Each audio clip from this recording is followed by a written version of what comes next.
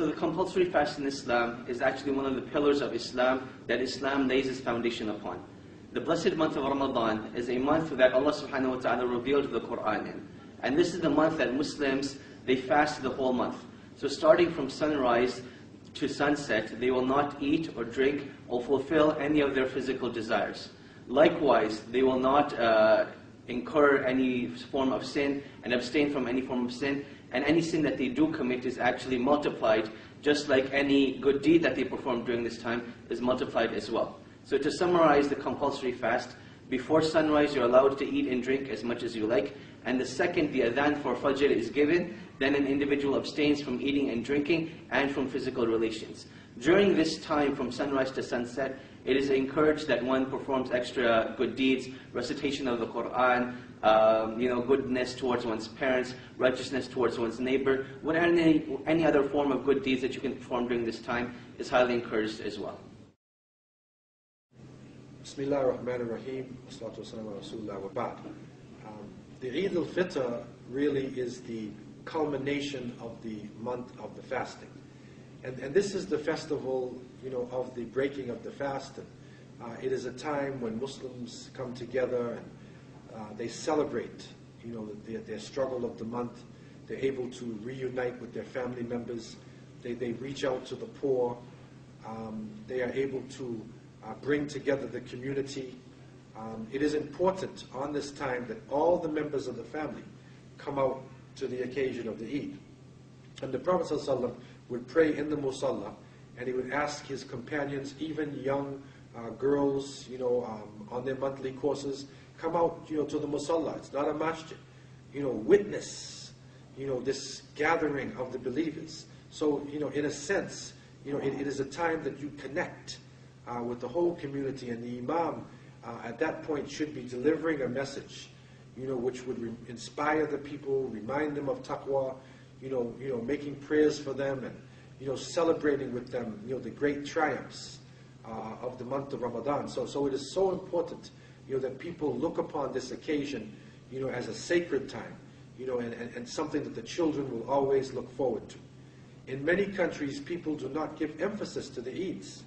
They will give more emphasis to secular holidays and secular vacations. But these are the times that the Prophet, peace be upon him, and his companions would make their takbirs loudly in the streets. The whole city is filled with joy and sharing and giving, and all the people are eating food. So it is a time that we need to come together, and we need to fulfill the needs of the poor and the needy during this time.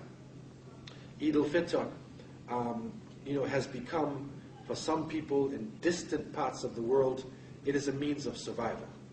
Because it is really a time, when the community puts together its food, it puts their hands together, and the community is able to maintain its culture in distant lands.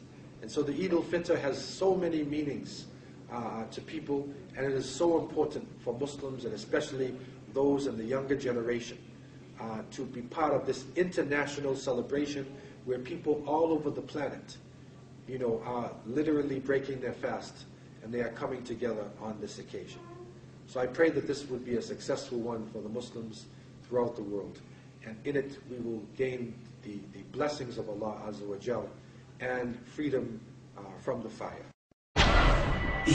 On the outside, everything looks good. You see the $100,000 cars, you see a lot of diamonds, you see a lot of females, and they think that this is, this is the life. This is like, paradise right here on earth. It's not anyone's job to go into someone's heart and change their heart. Your job is to tell people what the truth is. And the reality of it is, while I'm sitting here constantly paying for the disease, the cure was free.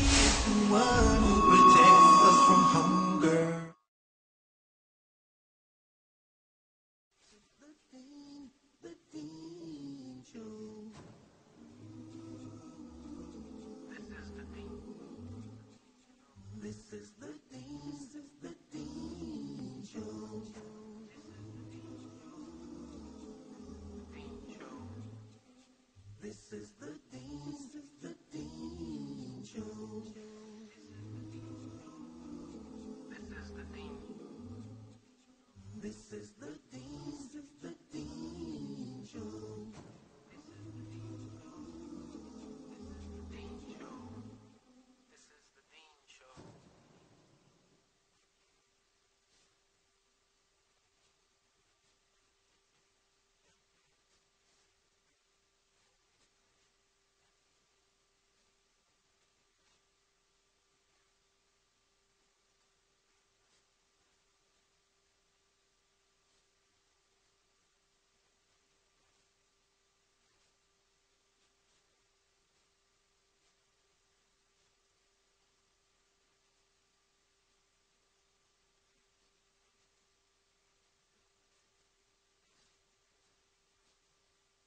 A great emphasis has been placed in Islam on how we eat.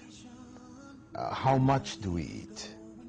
That moderation as a general principle is the framework in which all of our practices should be, and in particular in the area of eating, because eating represents one of the most basic desires of human beings.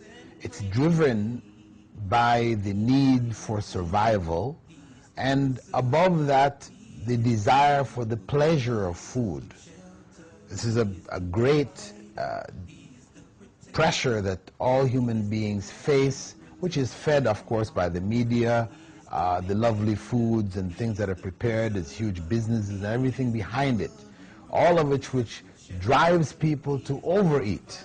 Whereas from an Islamic perspective, keeping our principles applied in our daily lives requires that we eat in moderation. And Prophet Muhammad, may God's peace and blessing be upon him, did address this 1,400 years ago. He spoke about this concept, and he said that the believer eats as if he has or she has one stomach. The disbeliever as if they have 7. This is because there are no rules, no guidelines which controls how much they should eat. So they can eat till they are sick. But for the believer, no. He eats as if he has only one stomach. And in that one stomach, the Prophet, may God's peace and blessing be upon him, added further clarification by saying that the believer should eat a third, drink a third, and leave a third for breathing. That we should never actually fill the stomach. In fact, the Prophet ﷺ added to that the worst vessel that a human being can fill is his stomach or her stomach. So even the concept of filling the stomach is not within the bounds of Islamic law and Islamic life and culture. So moderation in all things, and especially in eating.